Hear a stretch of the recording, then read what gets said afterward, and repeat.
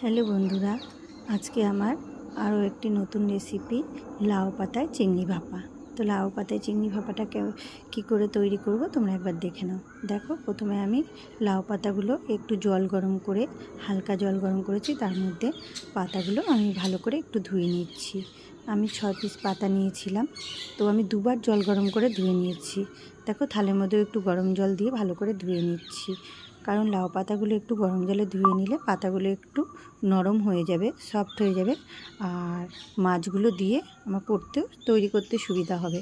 যার জন্য আমি একটু হালকা জল গরম করে দুবার করে ভালো করে ধুয়ে নিয়েছি। তো এক এক করে আমার পাতাগুলো দেখো ধোয়া হয়ে গেছে।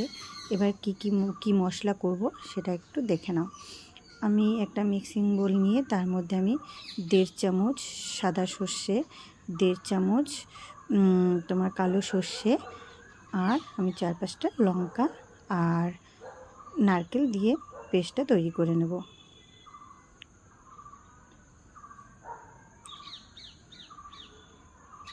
দেখো, আর এইদিকে আমি চিংড়ি মাছগুলো ভালো করে ধুয়ে রেখেছি। এর ভিতরে চিংড়ি মাছের মধ্যে আমি দিয়ে দেব। আর এদিকে আমার পেস্টটাও হয়ে গেছে, পেস্টটা রেডি। এবার আমি চিংড়ি মাছের মধ্যে নুন, হলুদ,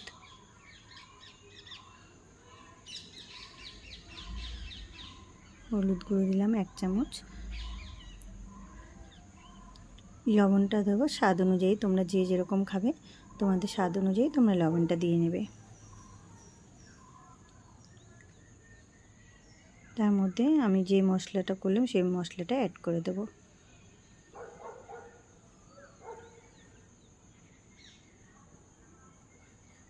দেখো, মশলাটাও আমার দেওয়া হয়ে গেছে।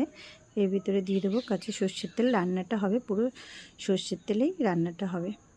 একটু মিষ্টি স্বাদ অনুযায়ী, তোমাদের স্বাদ অনুযায়ী মিষ্টি দিয়ে দেবে। দিয়ে আমি সব কিছু দেওয়া হয়ে গেছে। এবার আমি মশলাটা মাছের সাথে অ্যাড করে দিচ্ছি।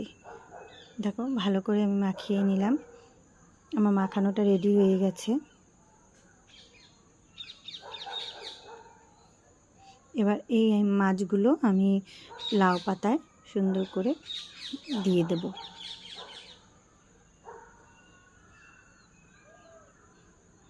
দেখো, মাছটা আমি অল্প করে চামচে করে পাতার মধ্যে দিয়ে একটা করে এর উপরে কাঁচা লঙ্কা দিয়ে দেবো আর একটু সর্ষের তেল।